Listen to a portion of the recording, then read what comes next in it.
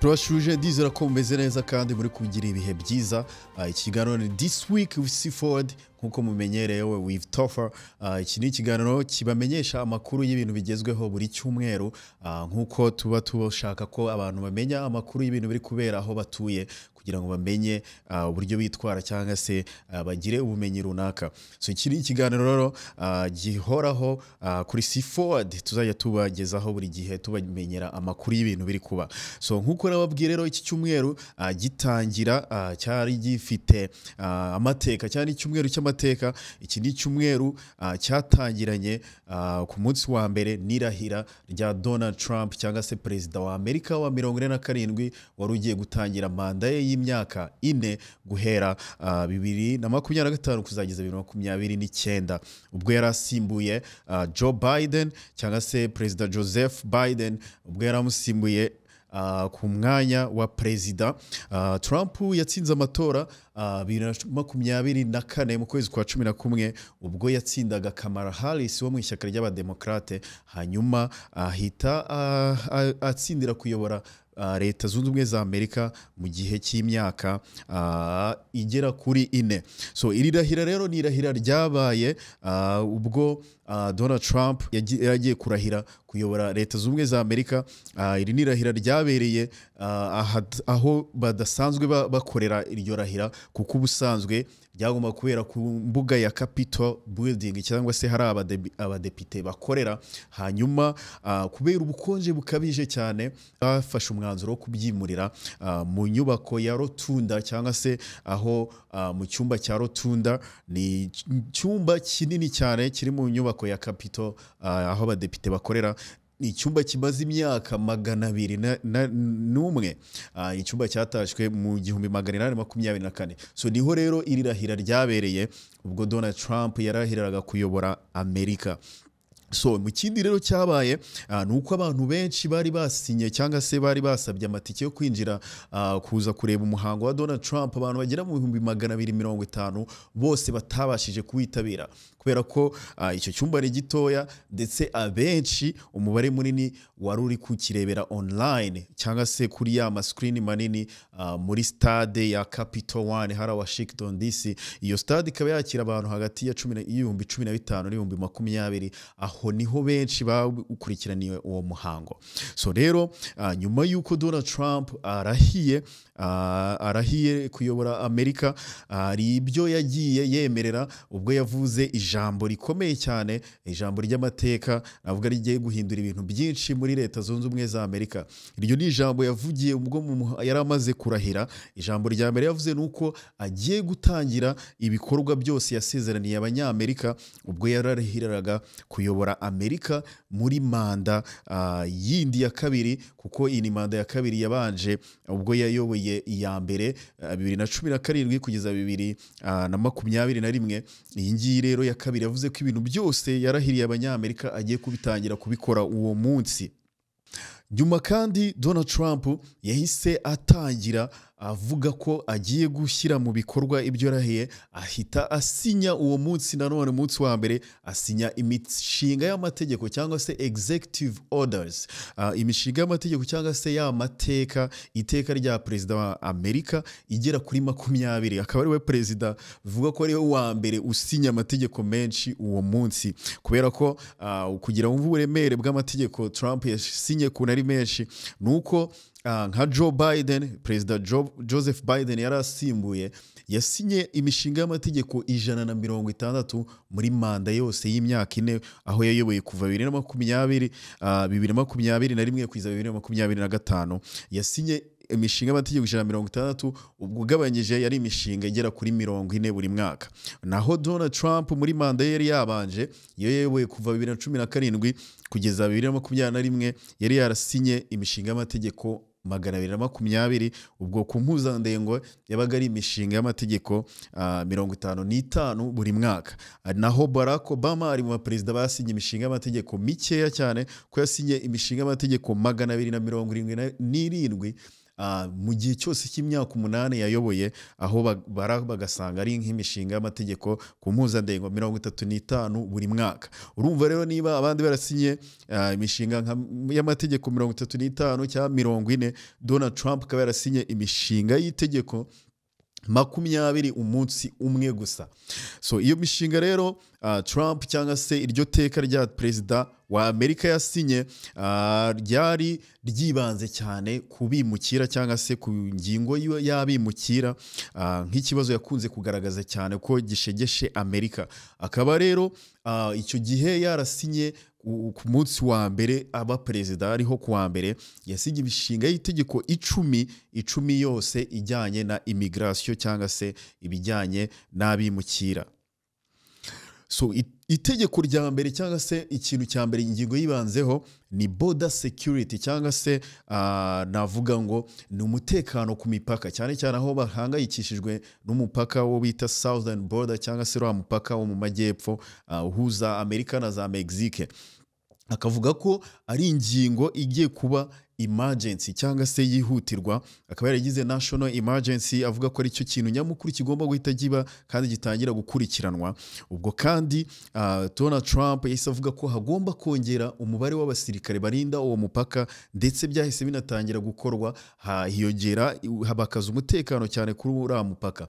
Kandi yavuze ko byihuse agomba gutangira umushinga we wo kubaka urukuta ku mupaka wo mu majyepfo, ariwo navugaga uhuza Amerika na za Mexique, ariho haca n'abimukira benshi cyane binjira muri Amerika. Ikindi kintu yavuze ko kubijyanye n'umutekano, bijyanye no ku mupaka, ibyihebe cyangwa se umutwe w'ibyihebe cyangwa umutwe w'ibirara ndiko ravuga witwa cartel. Umutwe witwa cartel uzwi cyane kwinjiza ibiyobyabwenge byinshi muri Amerika, aho bari muri Amerika y'amajyepfo. Abo bantu Trump yavuze ko bagomba guhita batangira kwitwa umutwe w'iterabwoba guhera ubu ngubu, kandi bagatangira kurwanywa ku rwego mpuzamahanga, kuko aribo benshi binjiza ibiyobyabwenge byinshi ndetse bakora ibyaha byinshi muri Amerika. Ikindi cya gatanu, Trump yavuze ko ku bijyanye n'abimukira agomba guhagarika itegeko cyangwa se ubugororangingo bwa 14 mu itegeko nshinga, iyo bita 14th Amendment, iyo bita birthright citizenship, aho umuntu wese uvukiye ku butaka bwa Amerika afite uburenganzira bwo guhita aba umunyamerika. Ni ukuvuga ngo iryo tegeko rivuga ko umuntu wese uvukiye ku butaka bwa Amerika, hatitawe ku nkomoko ye, hatitawe ku bwoko bwe, hatitawe ku bwenegihugu ababyeyi be bafite, uwo muntu agomba guhita aba umunyamerika kandi agatangira kurindwa n'itegeko nshinga rya Amerika. Trump yavuze ko iri tegeko rigomba guhita rihagarara, kandi avuga ko ritareba ababibonye mbere, ahubwo guhera ubu ngubu nyuma yabo abasigaye bose bagomba kudahita bahabwa ubwenegihugu kubera ko bavukiye ku butaka bwa Amerika. Iri tegeko kandi rikaba ryaratangiwe kurwanywa n'abanyamategeko benshi cyane, bavuga ko ritandukanyije itegeko nshinga. Ubwo haracyari ibiganiro, tuzareba ibivamo. Ikindi ukwiye kumenya nuko Trump yahise ahagarika icyo bita CBP1 app. Ni app yari yarashyizweho cyangwa ni software cyangwa se abazi ma application dushyira muri telefone. CBP1 app yari app ifasha abimukira binjiye ku butaka bwa Amerika cyangwa se bari ku mupaka gusaba appointment, cyangwa se yari app ituma bohereza ubusabe bwabo bukabonwa na immigration, hanyuma bakabagenera gahunda y'ukuntu bazabaha appointment y'ukuntu bazaza kwitaba, kugira ngo ikesi yabo cyangwa se ikibazo cyabo kigweho, barebe niba bakwinjira muri Amerika. Ikaba ari app yahagaritswe umunsi Trump akiba perezida wa Amerika, hanyuma ikaba benshi mu bimukira bavuga ko babangamiwe cyane kuko batizeye ukuntu bizagenda, cyangwa se processes yari isanzweho cyangwa uburyo bacagamo kugira bagere muri Amerika ko bitagiye guhinduka, ku buryo benshi bavuga ko batakaje ibintu byinshi kugira bagere kuri uwo mupaka, ko bigiye kubabangamira cyane.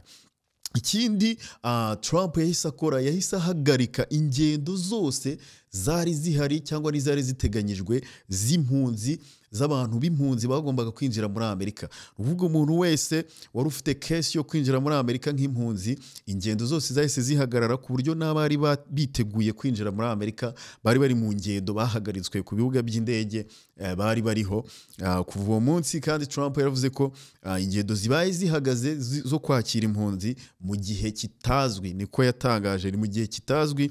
Ubwo ibiganiro birakomeza kugira ngo bamenye niba bizongera gusubukurwa vuba, ariko Trump yavuze ko bizakomeza ku bantu kuri case by case cyangwa se umuntu umwe, ariko muri rusange ingendo zihagaze.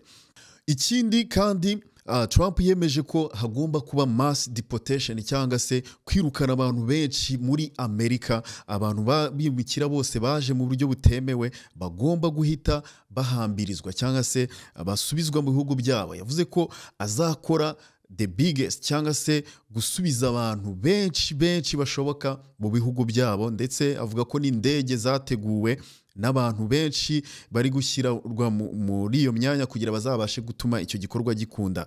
Hanyuma anavuga ko guhera ubu ngubu hatangira gusakwa cyangwa se gushakishwa abo bimukira bari ku butaka bwa Amerika mu buryo butemewe, ndetse n'ibikorwa byatangiye nko ku munsi w'ejo mu mijyi minini myinshi nka New York na za New Jersey na za Chicago hakaba harafashwe abimukira bageze kuri 528, ndetse ku buryo nka meya wa New Jersey ari kuvuga ko binyuranyijwe n'amategeko ko muri New York bafashe abimukira, hari bamwe bafashwe ari n'abanyamerika, ndetse ngo n'abavetera bafashwe muri abo bantu cyangwa se abantu bahoze mu gisirikare, harimo nk'abo bafashe, ku buryo ari kuvuga ko bibangamiye abantu benshi kandi bibangamiye abenegihugu, ndetse abantu benshi bagirwa inama yo kwitwararika ku buryo bagomba kugendana ibyangombwa, cyangwa se hari amatangazo menshi ari kuba mugomba gukurikirana, mugakurikirana abayobozi b'imijyi yanyu ibyo bavuze, niba abantu bagomba kugenda bafite ibyangombwa. Kandi mu gihe abo bapolisi cyangwa se abantu bashinzwe ikigo cya ICE cyangwa se Immigration and Custom Enforcement, aribo bashinzwe kuzakurikirana abo bantu, niba baje bagusanga ugomba gukurikiza amategeko, ndetse niba ufite ibyangombwa ukabibereka cyangwa se ugasaba ubufasha mu mategeko ku bantu bireba. So ubwo nukuvuga abantu bimukira bose bagiriwe inama yo gukomeza kwitwararika, kandi abantu bakagenda babwirana aho bari, ku buryo wenda utabura umuntu wawe ukayoberwa aho ari.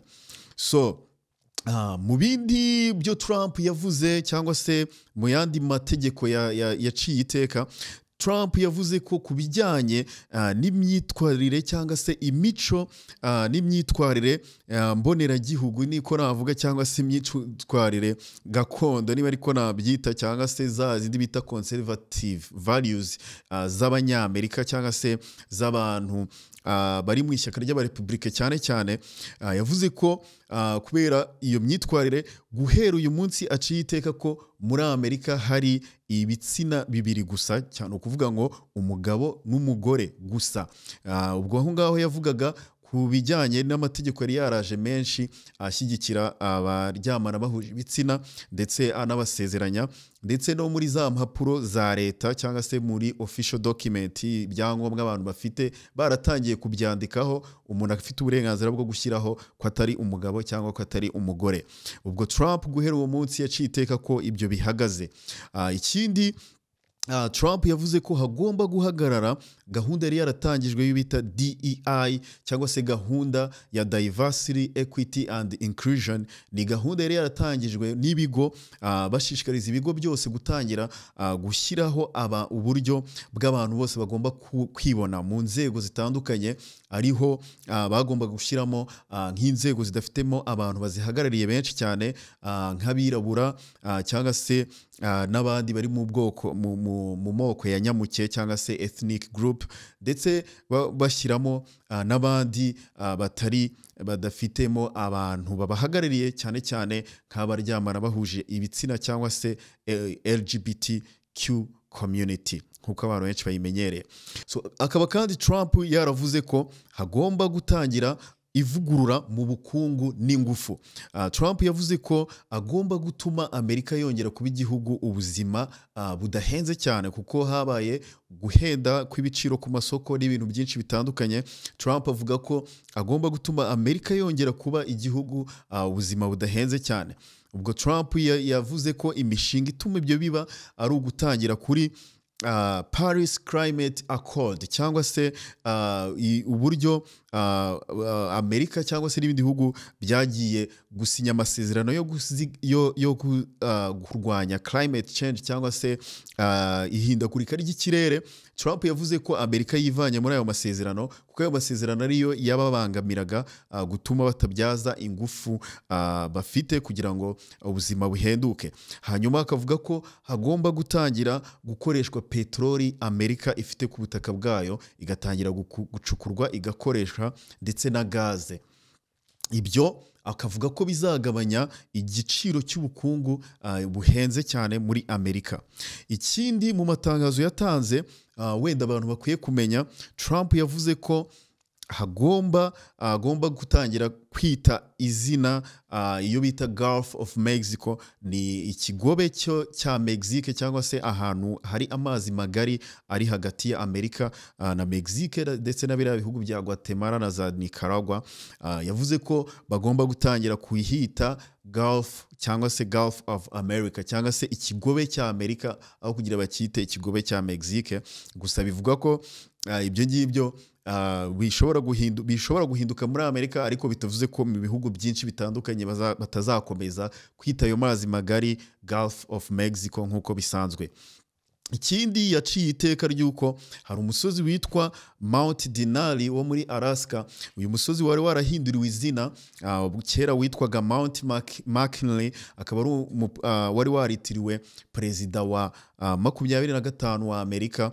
Uwo musozi rero mu gihe cya Barack Obama, uwo musozi bari barawuhinduriye izina bawita Mount Denali, bagamije gukomeza gusigasira abasangwa butaka bo muri Alaska, kuko uwo musozi bafitiyeho agaciro cyane, kuko bawita ngo the tall one cyangwa the high one, bivuze wenda umusozi muremure kurusha iyindi cyangwa se ikintu kirekire kurusha ikindi.